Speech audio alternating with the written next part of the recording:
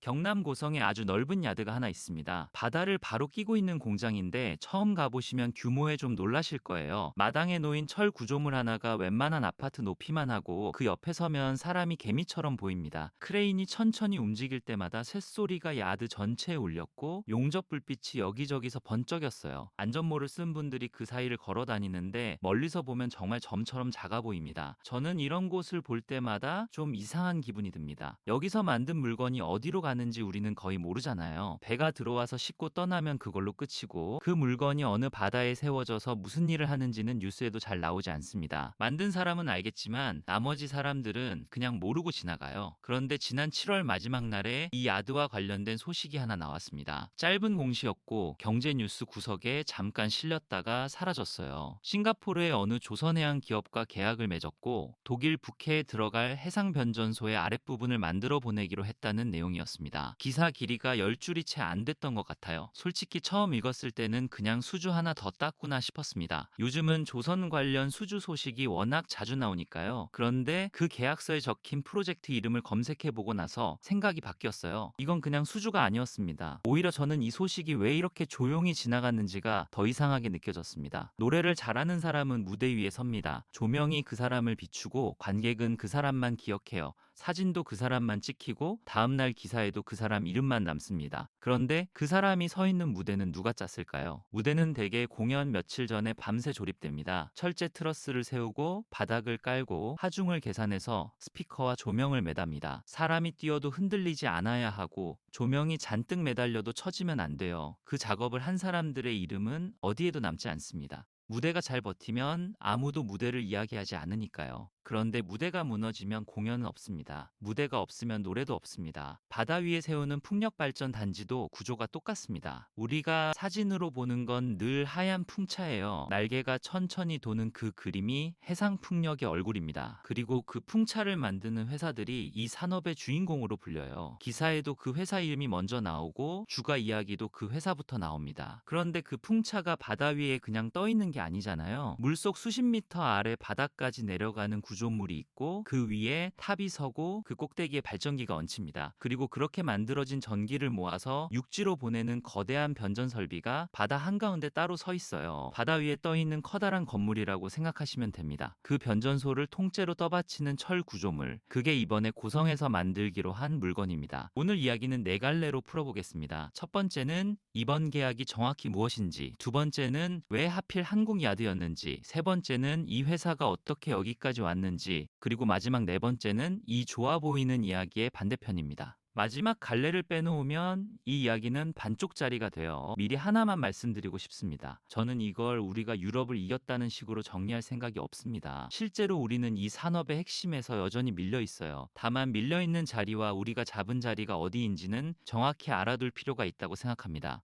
이런 이야기를 하다 보면 꼭 반응이 갈립니다. 하나는 우리가 대단하다는 쪽이고 다른 하나는 결국 하청 아니냐는 쪽이에요. 저는 둘 다 좀 성급하다고 봅니다. 산업이라는 건 계단처럼 층이 있어서 어느 층을 밟고 서 있느냐가 그 다음에 올라갈 수 있는 층을 결정하거든요. 지금 우리가 밟고 선 층이 어디인지를 보는 게 먼저입니다. 저는 예전에 공연장 뒤편을 잠깐 구경한 적이 있어요. 무대 아래로 들어가 보면 온통 새 파이프와 나사입니다. 관객석에서 보면 반듯하고 매끈한 바닥인데 뒤집어 보면 거칠고 투박한 물건들이 서로를 붙들고 있더라고요. 조명이 닿지 않는 곳이라 도색도 대충 돼 있었습니다. 그런데 그 쇠파이프들이 없으면 위에서 아무 일도 일어나지 않아요. 그 광경이 고성야드 사진하고 겹쳐 보였습니다. 잘 만든 무대는 관객이 무대를 의식하지 않게 만드는 무대라고 하더군요. 우리 산업에도 그런 자리가 꽤 많습니다. 잘하면 아무도 모르고 못하면 그때야 이름이 불리는 자리 말이에요. 그런 자리에 서 있는 게 좋은 일인지 나쁜 일인지는 오늘 이야기 끝에서 다시 이야기해 보겠습니다. 그리고 하나 더 말씀드리면 이 이야기는 어느 회사를 칭찬하려고 꺼낸 게 아닙니다. 저는 이 야드가 걸어온 길이 우리 제조업 전체가 겪은 일과 거의 똑같다고 생각해요. 만들던 물건의 시장이 사라졌고 사람들이 떠났고 남은 사람들이 다른 물건을 만들기 시작했습니다. 그 과정에서 무엇을 얻었고 무엇을 못 얻었는지가 오늘의 주제입니다. 무대가 없으면 노래도 없습니다. 그런데 무대를 짠다고 해서 노래하는 사람이 되는 것도 아니에요. 자, 계약 내용부터 보겠습니다. 그 전에 용어 하나만 풀고 갈게요. 이 프로젝트에는 초고압 직류 송전이라는 말이 붙습니다. 영어 약자로 부르는 경우가 많아서 낯설게 들리실 텐데 개념 자체는 어렵지 않아요. 우리가 집에서 쓰는 전기는 방향이 계속 바뀌는 교류입니다. 그런데 이 방식은 먼 거리를 보낼수록 새는 양이 많아져요. 그래서 아주 먼 곳까지 큰 힘을 보낼 때는 방향이 한쪽으로만 흐르는 직류로 바꿔서 보냅니다. 바다 위 풍력 단지는 육지에서 아주 멀리 떨어져 있습니다. 북해의 경우 해안에서 100km 넘게 나가는 단지도 있어요. 거기서 만든 전기를 그대로 교류로 끌고 오면 오는 동안 상당량이 사라집니다. 그래서 바다 한가운데에 변환 설비를 세워놓고 거기서 직류로 바꿔서 육지까지 한 번에 밀어보내는 겁니다. 그 변환 설비가 들어앉은 건물이 바로 해상 변전소예요. 문제는 이 설비가 아주 무겁다는 겁니다. 변압기와 변환 장치가 들어가니까요. 그 무게를 바다 위에서 떠받치려면 아래쪽 구조물이 훨씬 튼튼해야 합니다. 그래서 풍차를 세우는 하부 구조물과 변전소를 세우는 하부 구조물은 급이 다른 물건으로 취급돼요. 이번 계약이 눈에 띄는 이유가 여기 있습니다. 예전에 이 야드의 작업 영상을 본 적이 있는데 사람이 구조물 안쪽으로 걸어 들어가더라고요. 강반 안이 사람이 서 있을 수 있을 만큼 굵었습니다. 안에서 용접 불빛이 번쩍이고 그 소리가 밖까지 울렸고 잠시 뒤에 다른 분이 반대쪽 구멍으로 나왔어요. 그 장면을 보고 나서야 이게 얼마나 큰 물건인지 감이 왔습니다. 발주처는 싱가포르의 시트리움이라는 회사입니다. 해양 설비 쪽에서는 이름이 꽤 알려진 곳이에요. 그리고 그 뒤에는 테넷이라는 회사가 있습니다.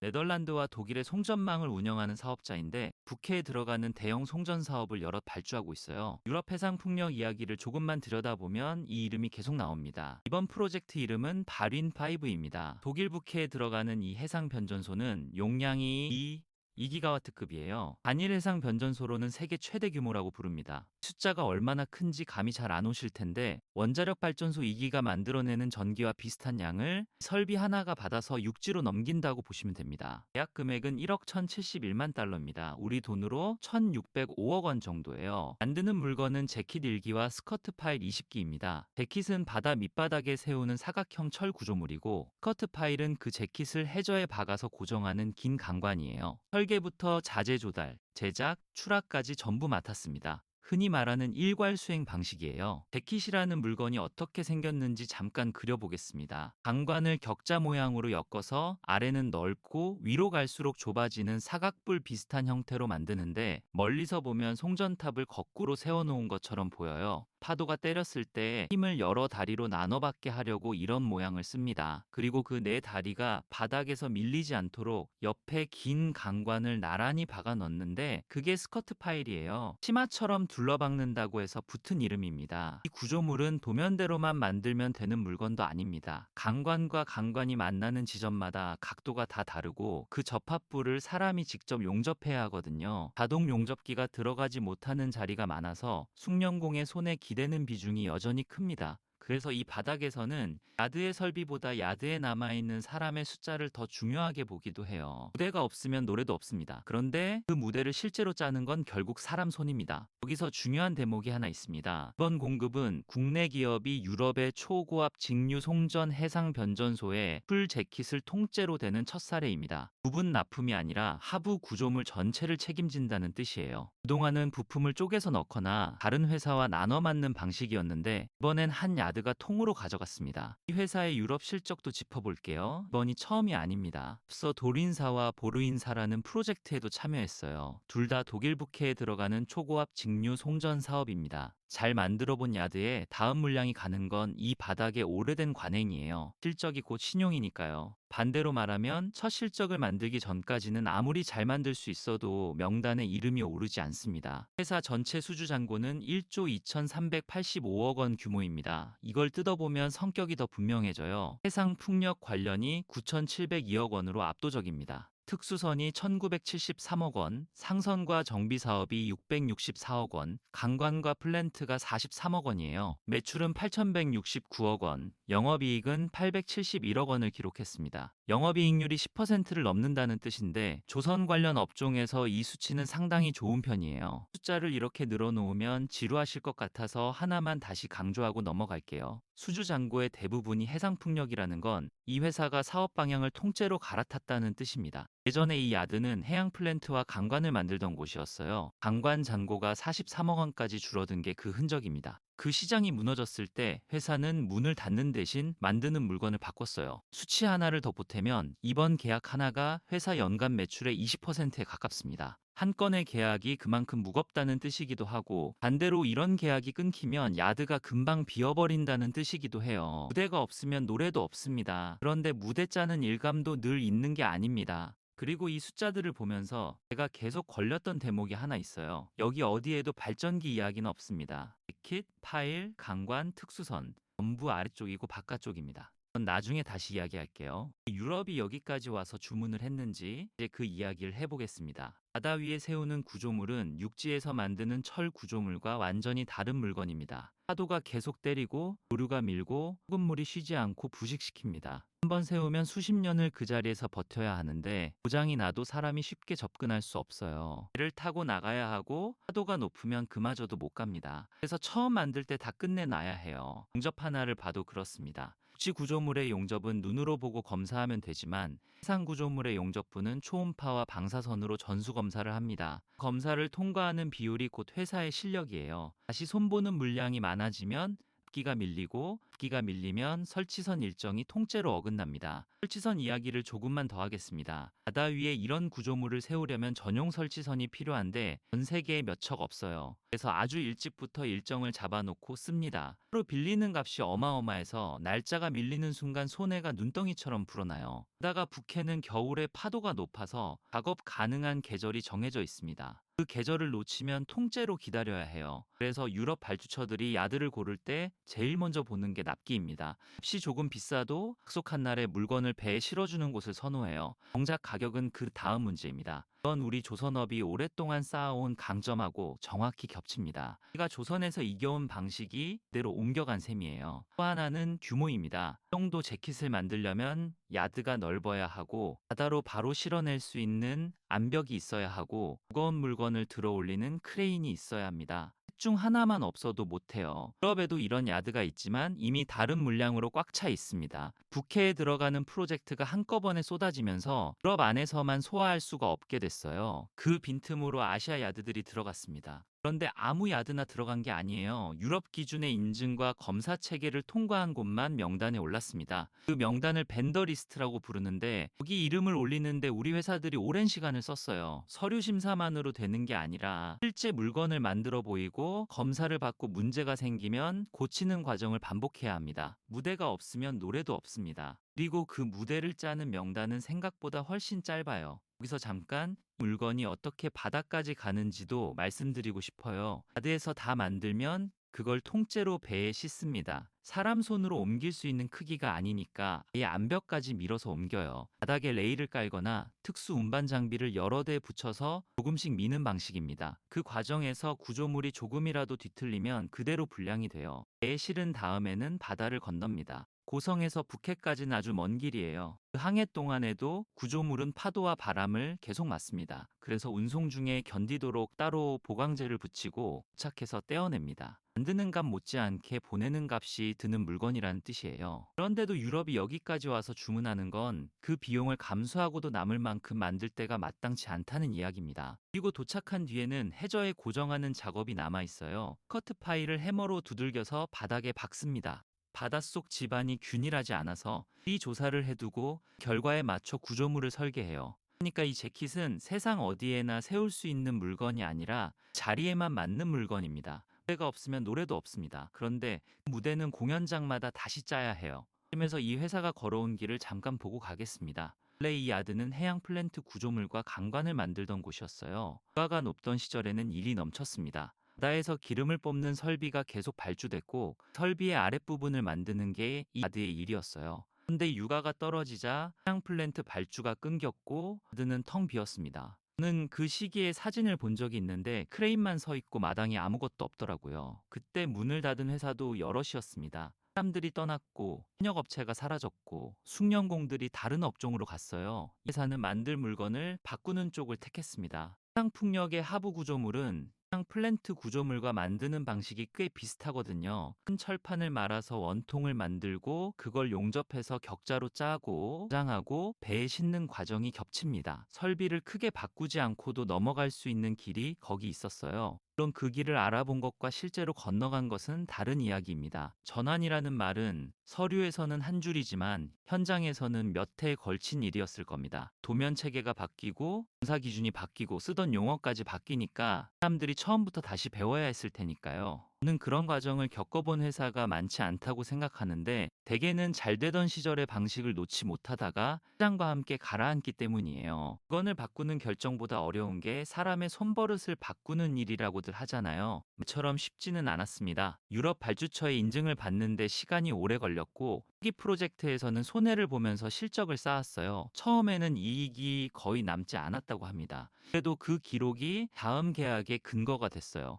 그러니까 이번 계약은 갑자기 하늘에서 떨어진 게 아니라 남지 않는 일을 오래 붙들고 있었던 결과입니다. 저는 이 대목이 이 이야기의 핵심이라고 생각합니다. 는 흔히 어떤 산업이 뜨면 그 산업의 주인공 자리를 노려야 한다고 말해요. 해상 풍력이면 풍력 발전기를 만들어야 한다고 생각합니다. 그런데 이 회사는 그 자리를 노리지 않았습니다. 대신 산업이 반드시 필요로 하는데 아무도 하기 싫어하는 자리를 잡았어요. 무겁고 크고 운반이 어렵고 검사가 까다로운 물건 말입니다. 이런 물건은 값싼 나라로 쉽게 옮겨가지 않습니다. 바다 위에서 실패하면 복구 비용이 물건 값의 몇 곱절이 되니까요. 발주처 입장에서는 조금 비싸도 확실한데 맡기는 게 결국 싸게 먹힙니다. 무대가 없으면 노래도 없습니다. 그런데 무대는 아무나 짜게 두지 않아요. 그리고 이제 오늘 제일 하고 싶었던 이야기를 하겠습니다. 여기까지만 들으면 참 좋은 소식인데 저는 이 뉴스를 읽으면서 마음이 계속 불편했어요. 우리가 잡은 자리는 하부 구조물입니다. 그러면은 위쪽은 누가 가져가고 있을까요? 풍력 발전기, 그러니까 터빈은 우리가 사실상 만들지 못합니다. 국내에도 만드는 회사가 있지만 세계 시장에서 존재감은 미미해요. 대형 터빈 시장은 유럽 회사들과 중국 회사들이 나눠 갖고 있습니다. 문제는 이 격차가 좁혀지는 게 아니라 벌어지고 있다는 겁니다. 터빈은 클수록 유리한 물건이에요. 대개가 길어질수록 같은 바람으로 더 많은 전기를 만들 수 있고 그러면 설치 대수를 줄일 수 있습니다. 설치 대수가 줄면 우리가 만드는 하부 구조물도 덜 팔려요. 그런데 큰 터빈을 만들려면 막대한 개발비가 들고 개발비는 판매량이 받쳐줘야 회수됩니다. 이 앞서 있는 회사가 계속 앞서게 되는 구조예요. 중국 쪽은 또 다른 방식으로 압박하고 있습니다. 중국산 육상풍력 터빈은 서구 제품보다 상당히 저렴한 것으로 알려져 있어요. 기간에 따라 차이는 있지만 2에서 40%가량 싸다는 분석이 나왔습니다. 해상용도 비슷한 흐름을 따라가고 있고요. 여기에 철강 문제도 있습니다. 세계 철강 생산에서 중국이 차지하는 몫이 절반을 넘어섰어요.